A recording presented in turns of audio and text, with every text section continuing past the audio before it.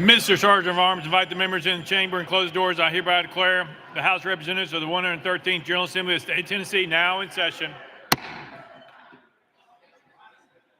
Leader Lamberth, you're recognized. Thank you, Mr. Speaker. I move to dispense with the calling of the roll. Without objection, so ordered.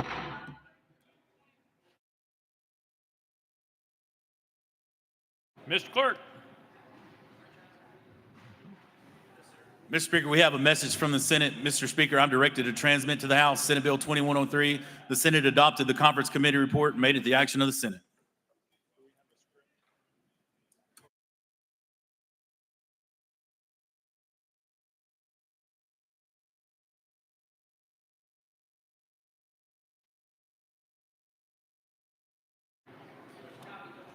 Representative Lamberth, you're recognized. Thank you, Mr. Speaker. I move we adopt the conference committee report and make it the action of the House. As a brief explanation of this, if I may, the version before you that you can find up on the dashboard, or I have some actual hard copies if someone needs them, is in essence the House version of this bill. We did negotiate with the Senate, and so we are doing the 3-year plus rebate, which was already passed in the budget. But every other aspect of this and then some is basically the version that we passed before. It will have transparency. That transparency will be in buckets, $0 to $750. If a company gets that, then that is the first. $751 to $10,000 is another bucket, and then the upper end will be $10,000 or more. Those names will be posted online for all to see for 30 days and 30 days only. Once those are posted, they will be gone. We do not normally allow for that type of information, that is private taxpayer information, to be revealed. Because this is an extraordinary rebate, we are allowing that to happen for this and this only. This will be one of the biggest tax cuts for Tennessee businesses that we have ever seen in this state. It is roughly $2 billion. It's $1.57 billion for the rebates and $400 million a year going forward. The vast majority of the businesses that will be getting a rebate, as you can see in these tranches or buckets, if you will, are small businesses. These are businesses that are getting less than $10,000 back, and there's almost 200,000 filers. And so when you really look at the bulk of what this is, these are small businesses right here in Tennessee that are employing our constituents that are getting these rebates. There's lots more that we could talk about here as part of this. I will say one other quick thing, that this has always been a policy discussion for us in the House, but for our Senate colleagues and some in the governor's office, they wanted to make sure we're shielded from any potential legal liability. If someone gets a rebate, they have to file for that rebate by November 15th and have to decide whether or not to bring a lawsuit against the state of Tennessee by November 30th. So if they were to bring a lawsuit, the interest rate that they would get on any funds that are in limbo is 5.5%, I believe, instead of the 12% that is in current statute, and they will get no attorney's fees. So there is no benefit to any business bringing a lawsuit against the state of Tennessee. This is a rebate that is being done in good faith. It's a good policy win. And we hope we all move forward together, both the business and the state, as friends as we have been in the past. With that, Mr. Speaker, I renew my motion. Leader Lamberth moves to adopt the conference committee and make it the action of the House. Any discussion? Chairman Clemens. Thank you, Mr. Speaker. And it'll come as no surprise that I raise an opposition to this committee report. This body got rolled by the state Senate in this committee report, by a body that had 16 members file Rule 13 personal interest disclosures. We got rolled. And what is happening here? We're taking our bill that had 1 year of corporate handout, expanding it to 3.5 years. We're blowing up the $700 million handout to $1.75 billion handout. And then the transparency provision. This House, there wouldn't be a transparency provision in this committee report if it wasn't for this House, thank goodness. However, let's look at the concern to transparency. Governor Bill Lee has opposed transparency from day one. We can guess why. Now, remember, this entire bill was premised on the argument that so many companies would file a lawsuit that it would cost the state upwards of $4 billion. So to file a lawsuit, you have to publicly put your name on that lawsuit. But now they want us to give them the money for free and don't want to tell Tennessee taxpayers who they are? Think about that for a minute. Now, the governor called this transparency provision unprecedented. I will tell you what's unprecedented. Codifying a $1.75 billion handout and using a false legal argument to justify it. This Democratic caucus introduced an amendment to this bill that is in compliance and in alignment with Supreme Court precedent under the internal consistency tests and included rebates. It had a $0 fiscal note on it. Yet here we are about to blow a $2 billion plus hole in the state budget in 1 year because we want to give a handout to a list of corporations that did not and fought and had the governor's backing to remain secret. That is completely unprecedented. Now, what bothers me more than anything here is that the law is being used as an excuse. There are different ways to address this. We introduced them. I don't want to hear anybody in this body, if we pass this bill, if you vote for this bill, I don't want to hear the word fiscal conservative come out of your mouth, because there is nothing fiscally conservative or fiscally responsible about a $1.7 billion handout. Look, we can agree to disagree on how you want to adjust the franchise tax under the state of Tennessee. There are multiple ways to do that. Different tax lawyers will disagree on how to fix that.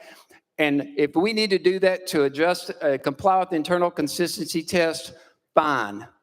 But there is nothing, absolutely nothing requiring this body to get rolled by that body that justifies a $1.75 billion handout. Now, I don't know why you would vote for this. I don't know why you voted against our amendment that had a $0 fiscal note. Maybe it's just because it was introduced by a Democrat. I don't know. But we talked about faith this morning. The people of Tennessee put their faith in us to represent them. This is a breach of our fiscal duty to the people of Tennessee.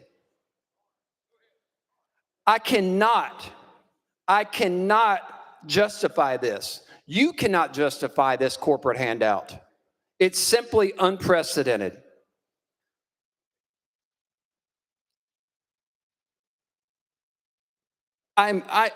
Ladies and gentlemen, let's just take a second to think about the fact that when we pass this, if you vote for this, this will be the governor's single biggest accomplishment this year. And he'll brag about it. But if you vote yes, you're signing a check to the governor of Tennessee. Think about that. His biggest accomplishment is a check to himself and his company. Is that why he don't want it to be transparent? And we're only going to put it on the state website for 30 days. And allegedly, these people were going to file a lawsuit that would have been public for eternity. Ladies and gentlemen, I ask you, please, this isn't about party. This is about fiscal responsibility. Please vote no on this committee report.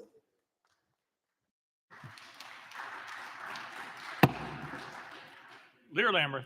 Thank you, Mr. Speaker. And Chairman, this is a fiscally conservative plan to address this issue. I want to make that very clear. Here's our biggest issue, and you and I just see the world differently. This money doesn't belong to the government. I know that hurts your feelings for me to say that, but it belongs to businesses like Crown Love Beauty Supply. It belongs to businesses like Nashville Artist Collective and Woven Goods. It belongs to businesses like Southern Trophy House or King's Kid Trucking or Southern Domestic Diva. I mention those businesses because they're businesses in your district that have paid taxes, who will get a tax rebate and tax cut from this fiscally conservative plan to give the money back to the people who paid it in. Now, you may not appreciate those businesses, but you do represent them, just as I represent the businesses that are in my district, that I am eager to get their money back into their pockets so that they can give raises to their employees, they can give bonuses to their employees, they can buy new pieces of equipment, which I'm sure some of these businesses in your district and in mine would certainly appreciate the ability to be able to do. Because see, 81% of these businesses, 81% of these are right here in Tennessee. There are some which are, obviously national, international industries that are here, but you're focused on just the big businesses. The vast majority of these are small business owners who have worked hard and paid taxes, and yes, absolutely deserve a tax cut. I cannot imagine anything that is more fiscally conservative than reducing the size of the government, trimming our budget back, and getting the money back into the pockets of the people who actually own it and paid it in for the benefit of us all. Thank you. Chairman Williams. Thank you, Mr. Speaker. Thank you, Leader. I know this body has, so some of us were notified late last year. Some of us were notified when we walked through the door in January that the state had a challenge as it relates to taxation, it relates to business, the domicility, the F&E tax, however you want to call it.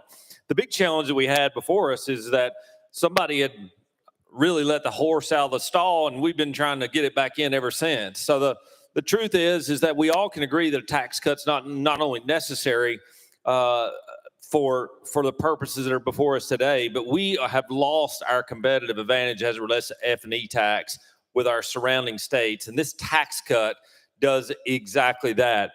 And to my colleague from Nashville, we don't agree very often, but I agree with you in that we should cut that tax. But I disagree with you is your inference that we rolled, sir. Inside of this bill are so many controls necessary that we worked with AG on and worked with the conference committee on to make sure that we narrow the period of time which people could do this. We put them into tranches of buckets because this body, particularly this member, does not like it when somebody wants to threaten action against us and hide behind the veil of a letter. But I will say this, if you want this money in this 180-day period, I want you to understand, this bill will be enacted probably around May 1st. And on May the 15th, people can start filing their claims or filing a lawsuit to sue the state. By November 30th of this year, we will know exactly what the liability is as it relates to the F&E tax and our exposure, because quite frankly, right now, we don't know. Because of the way F&E filings are done over 3 years, sometimes you could pay $10,000 a year and pay $10 million the next year and $5,000 the next year. But at the end of November, we will know the length, width, and breadth of this liability, which is great for us because we're going to condense this entire debacle within one fiscal year. So by June 30 of next year, we'll know all the liabilities. We'll know exactly who wanted a refund. We'll know exactly what tranche of the three that they're in, and so that we'll be able to bring some accountability and light to the process. And so I know this is difficult for some.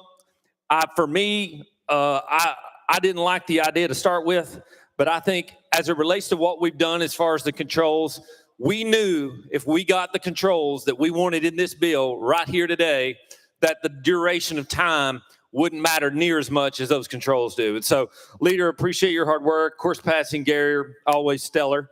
And so, Leader, I'll just head back to you. Thank you for the opportunity, Mr. Speaker, to share my thoughts.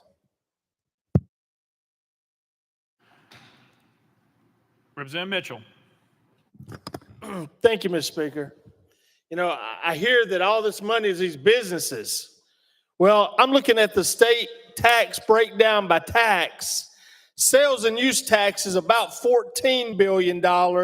Franchise and X tax is less than $5 billion. I don't see you giving any rebate to the hardworking Tennesseans of this state. You know, this is ridiculous. We're going to roll over to the Senate. The House does not roll over to the Senate and bow down to the Senate, folks. I'm shocked that this body would agree to something like this, but bottom line of it, these brackets are laughable. $10,000 and above. These people are going to get tens of millions of dollars, but we're going to say, oh, it's just $10,000 and above. You know, the guy downstairs on the first floor, I can assure you he's getting 7 figures. But we're going to say he only got 10,000. It's embarrassing. Embarrassing. And for transparency, we're not supposed to know. Well, he just rattled off 6 or 7 businesses. How does he know them? Why don't the rest of us know that information? How did he know all this stuff to rattle off up there?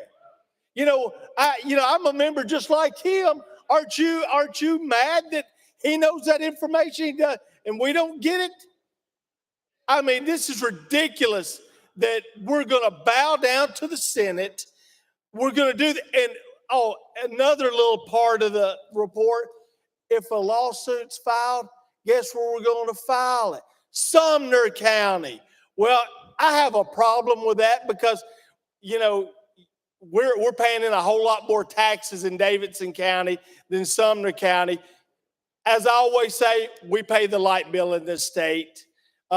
Sumner County does not. But you were able to roll over on the transparency, but you made sure you got Sumner County in there to have the legislation.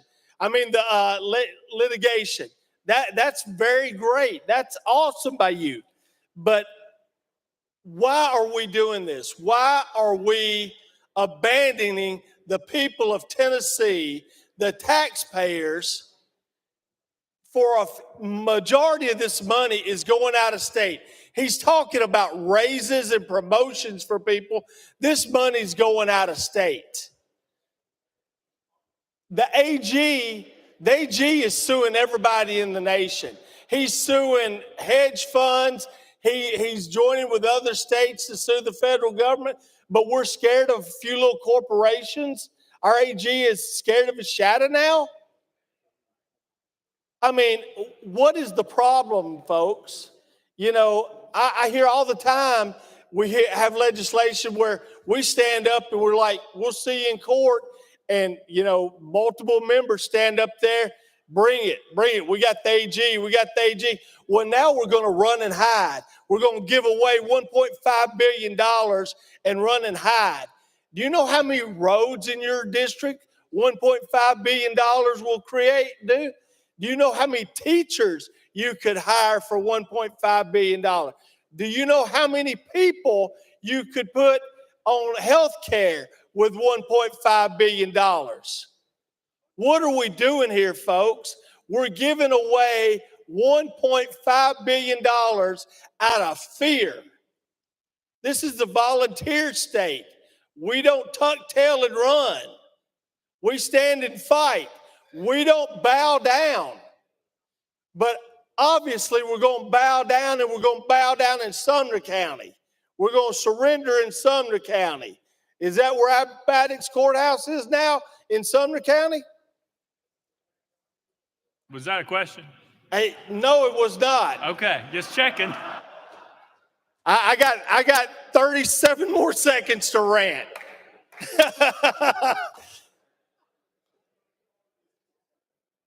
But, in your next 5 minutes there, why don't you rattle off more of these businesses that are going to get these rebates, especially the ones in Sumner County that you know about, since you seem to know all the businesses. We don't. We would like to know where the money's going, especially out of state, because it's not going to trickle down to the employees. How many are going to control? All right, Leader Lambert. Thank you very much. So 98% of the potential refund recipients will get less than $50,000. 62% less than $5,000. And by the way, we did pass a bill this year to put another judge in Sumner County. We do have a real nice new courthouse. You're welcome to come see it. It was built by the people of Sumner County, and we'll be happy to take any lawsuits that are filed. I will tell you, though, that the chance of a lawsuit is extraordinarily low. We have joined with our business community to, again, give them back their money. And I get it. It makes some folks in this room uncomfortable, I guess, for me to say that. It belongs to the taxpayers. It doesn't belong to the state. Now, that is literally what we are doing here and what we do with every single tax cut that we do. So Voting in favor of this is voting in favor of cutting almost $2 billion out of taxes and putting it right back into small businesses, like some of the ones that I listed, that may or may not, by the way, apply for a rebate. Nobody's going to make someone apply for a rebate. Some of these businesses may not, but they are eligible to. And if they receive a rebate, then that is going to be online for everyone to see, because it is an extraordinary cut in taxes. But getting money back in the hands and back into the pockets of businesses that hire our constituents is always a good idea. So thank you for your comments. I understand we're running low on time here in the rest of session. So I would recommend anybody that's got anything to say, it's probably a good time to go out there now. So thank y'all. Representative Todd. Thank you, Mr. Speaker. I'm definitely in favor of this tax cut. I see many small businesses across this state struggling this year, in particular, under the economic conditions that our federal leaders have put us in, unfortunately, and pretty much crashed what a booming economy we had going. But this is one aspect, again, as you have said, of returning money to the people that paid it in. These are taxpayers, my neighbors, my friends. I have one from Madison County who wrote me and said that in 23, we set up a new business to co-pack items into finished pallets. Because it was a new business, we did not have a high net worth, and our 2023 franchise tax was approximately $2,000. To grow the business, we purchased a building and additional equipment in 24, but because of the alternative minimum tax portion that requires franchise tax calculation on the greater of net worth or property value, we will have to pay over $12,500 in franchise taxes due to the approximately $5 million in building and equipment we purchased with loans. For a growing small business that relies on keeping costs low and managing cash due to low margins, $12,500 versus $2,000 is a stark difference for a startup business. And I guarantee you that will be the difference in whether their employees get a bonus or not. That's the reality. That's what those of us in the small business world live every single day. Margins like that with tax hits like this are devastating. They mean something to the workers that we employ. It's dollars in their pocket or dollars out of their pocket. So I am very much in favor of this. I am somewhat concerned that even with this, quote, transparency piece, we're not going to be identifying specific numbers with businesses. It's still something as a policy that we've never done. We have never in the history of this state exposed taxpayer information, not their name, not their amount. And I'm not in favor of starting this now, but I'm also not going to throw the baby out with the bathwater. This is an important tax cut that will trickle down to every single person in this state. This is a tax cut for real people, and we need that desperately. So thank you for the team that has fought so hard to keep the critical provisions in here that we all need and want. Thank you. Leader Lambert. Thank you, Chairman, and I appreciate that. And I want to be clear on the disclosure aspect of this. This is one time. It's never happened again, and it's never going to happen. It's never happened before. It's never going to happen again. For the name and even a range of how much someone is paying in taxes, that is private information and will remain private information. But we are doing an extraordinary tax cut here. And so for this one instance, for this one moment in time, we are allowing that information to be out there in ranges. And again, 91% of the filers will be in the bottom two tranches. It is literally a small percentage, single digits, that are in the top 10,000 and above of the amount that they will get back. And so for those small business owners, again, that is private information. We want to keep it private. This is a one-time deal to allow this to be out there and never again. Let the journal reflect Representative Hill and Holtzclaw are excused. Representative Jones. Thank you, Mr. Speaker. The sponsor stated that transparency happens in buckets, and the truth is transparency happens in sunlight. One of the reasons why the sponsor and some of my colleagues on the other side of the aisle do not want any transparency is because, as the Tennessean reported, 53% of this tax cut would go to out-of-state corporations, not the people in our state.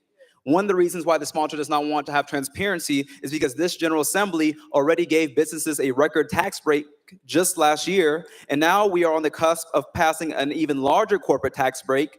Tennessee also already has one of the lowest tax rates in the nation, and none of that has trickled down to the people of our districts. None of that has trickled down to the main streets in our districts, to the people of our districts. Instead, we're seeing an attempt to hide this from the people, and here's a reason why. One of the disclosure provisions allows for reporting to be categorized as pending.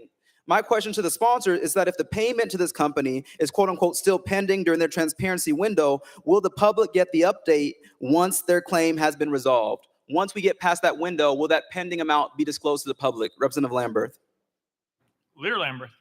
So I'm not sure what was reported in the news, but again, 81% of the eligible taxpayers are here in Tennessee. And so I mean, that's just the numbers. That's directly what we got from the department. And the transparency piece of this, all three categories, the names will be online. And so it's, I mean, that is what the House fought for. And it's one time. I mean, we're never going to disclose that type of information again. But for purposes of this bill, whether you get $1 or $10,001, all three categories include everyone that is going to get a refund. So if you apply for a refund and get a refund, your name, the name of the business that is getting the tax refund, will be public. It will just be in one of those three categories so that it's not the exact amount. And the reason for that is that within these businesses, if someone knows exactly the amount of tax that they paid, they can reverse engineer and figure out the mechanisms of their business and try to use that as a competitive advantage against them. That's one of the reasons why we're changing the tax going forward, is because it puts us in line with other states. So all that information will be out there. That's part of what the House fought very hard for. It's just going to be in three different categories. So it's not the exact amount, it's within a range.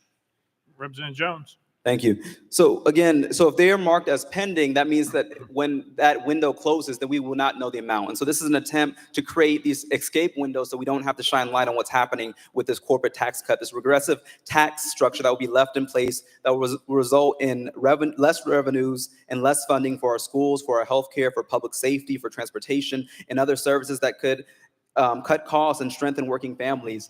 Representative Lamberth, what will make it different this time? You keep saying that this is going to be good for business and it's going to trickle down to the people of our districts. What's going to be different this year than last year when we already passed a record tax break last year and we haven't seen the benefits in our district? What's the difference this time that finally you think is going to trickle down to the folks in Sumner County and Davidson County and Grundy County and Murray County and all across the state who are struggling right now and not seeing the benefits of the corporate tax giveaways that we're seeing? And I just want to end by saying this, because I know you're going to run out my time, is that there are people out here right now in the rotunda who are corporate lobbyists watching this. We don't see everyday people begging for this corporate tax cut. We see lobbyists gathered around the screens outside, not the people of our districts, not the everyday working class folks who are teachers and school bus drivers and restaurant workers. They're not begging for this, but it's the corporate lobbyists who are asking us to push this bill and who are sending us emails about this bill and who are gathered around in the rotunda right now. And so again, my question is, what's going to be different about the trickle? How will it finally trickle down this time when it hasn't last year or any year previously?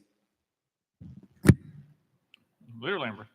I'm still not sure what you're saying about the transparency, but again, every name of every business that gets a rebate, it will be online. It's in three different categories. So that is shining the sunlight right on exactly who gets a rebate. I mean, that's in the bill. And the reason most of those small business owners are not down here at the Capitol every day is because they're working. They are literally at work right now. So they're at their jobs, and we appreciate the fact that they are growing their businesses. Now, I don't know how many small business owners you know in your district, but I know hundreds in mine, and they absolutely are benefiting from the tax cuts that we have made right here on this floor that I realize you have voted against most of them. I hope you've been voting in favor of a few of them, or may in the future. But those tax cuts are making a real difference in their families, and I'll save a little time for you, sir. Representative Jones. Thank you. Representative Lamberth, again, 53% of this will go to out-of-state corporations. This has been reported in the news, multiple media sources, the Tennessean. If you want to shake your head, you can shake it over at the press box, because that's who reported this. And so it's going to go to out-of-state corporations. Is that true or false, Representative Lamberth? Leader Lambert. Again, I'm reading directly from what I got from the Department of Revenue, and many of y'all have. 81% of eligible taxpayers are located right here in Tennessee. 81%. That leaves 19% that are not. That's the number on the page. So that's directly from the Department of Revenue. Representative Burkhart. Thank you, Mr. Speaker. I call a question on the bill. Question's been called. There's objection. We're on the board. All those in favor of Priya's question, vote aye when the bell rings. Those opposed, vote no.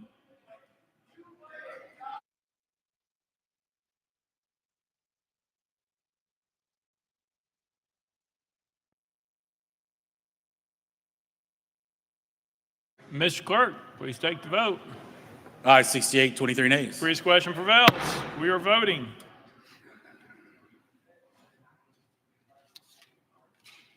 All those in favor of the conference committee report, vote aye when the bell rings. Those opposed, vote no. Has every member voted? Does any member wish to change their vote?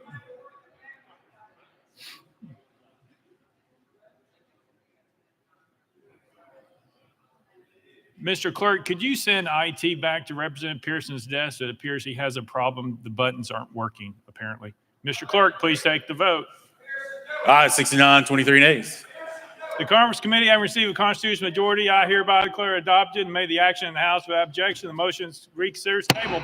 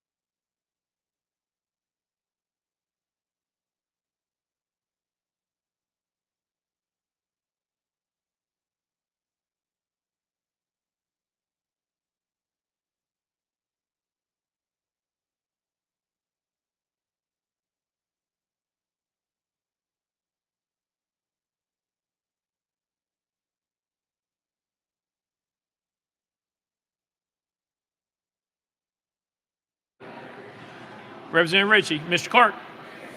Mr. Speaker, we have a message from the Senate. Mr. Speaker, I'm directed to transmit to the House Senate Bill 2782. The Senate refused to receive for its action non-concurring in House Amendment 2. Speaker to appoint a conference committee composed of Senators Bailey, Pody, Yarborough. Representative Ritchie, you're recognized. Thank you, Mr. Speaker. I move to accede to the request of the Senate and ask that a conference committee be appointed to confer with a like committee from the Senate to resolve the differences between the two bodies. Representative Ritchie moves to accede to the request of the Senate and asks that a conference committee be appointed to confer with a like committee from the Senate to resolve the differences between the two bodies. Properly seconded. Without objection, the motion carries. I appoint the following members: Representative Ritchie, Representative Farmer, Representative Doggett, and Representative Hardaway. Call next message, Mr. Clerk. Message from the Senate. Mr. Speaker, I'm directed to transmit to the House Senate Bill 2133. The Senate refused to receive from this action and non-concurring in House Amendment Number 1. The Speaker appointed a conference committee composed of Senators Campbell, Lowe, Stevens, Taylor, and Watson. Representative Cochran. Thank you, Mr. Speaker. I move to accede to the request of the Senate and ask that a conference committee be appointed to confer with a like committee from the Senate to resolve the differences between the two bodies. Representative Cochran moves to accede to the request of the Senate and asks that a conference committee be appointed to confer with a like committee from the Senate to resolve the differences between the two bodies. Properly seconded. Without objection, the motion carries. I appoint the following members: Representative Cochran, Representative Zachary, Representative Boyd, and Representative Shaw.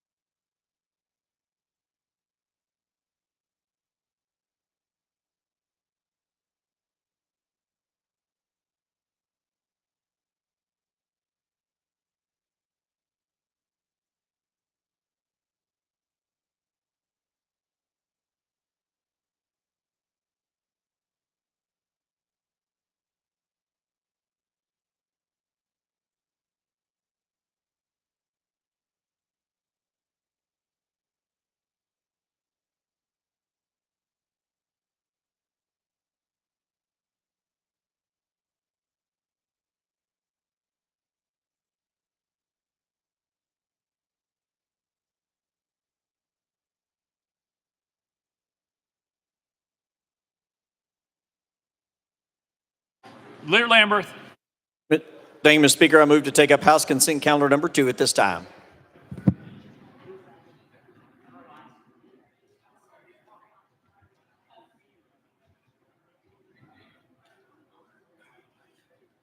Chairman Zachary, you recognized. Thank you, Mr. Speaker. I move passage of House Consent Calendar 2 on third and final consideration, key with Rule 50. Gentleman moves passage of House Consent Calendar number 2. Probably seconded. Mr. Clerk, any objections been filed? Mr. Speaker, no objections filed. Anyone seeking recognition on the consent calendar? Seeing none, we're voting on the consent calendar. All members in favor vote aye when the bell rings. Those opposed vote no. As every member voted, does any member wish to change their vote?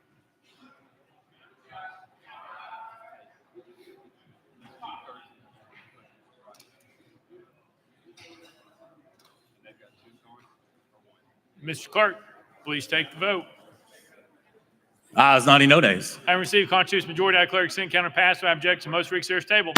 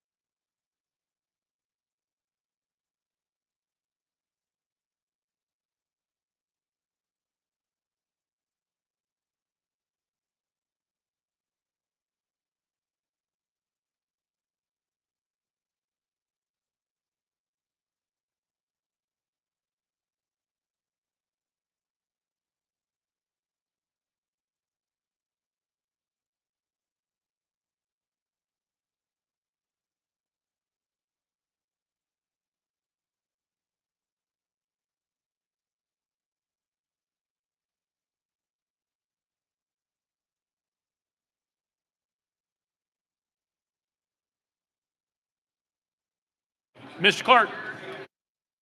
Mr. Speaker, I have a schedule announcement. The House Bill 2326 Conference Committee will meet at 3 p.m. in House Hearing Room 1. The Senate Bill 191 Conference Committee will meet in the same room immediately following. Leader Lamberth, you're recognized. All right, members, unfortunately, we are kind of in one of those procedures where the Senate has recessed till 4. We have conference committees that have to meet.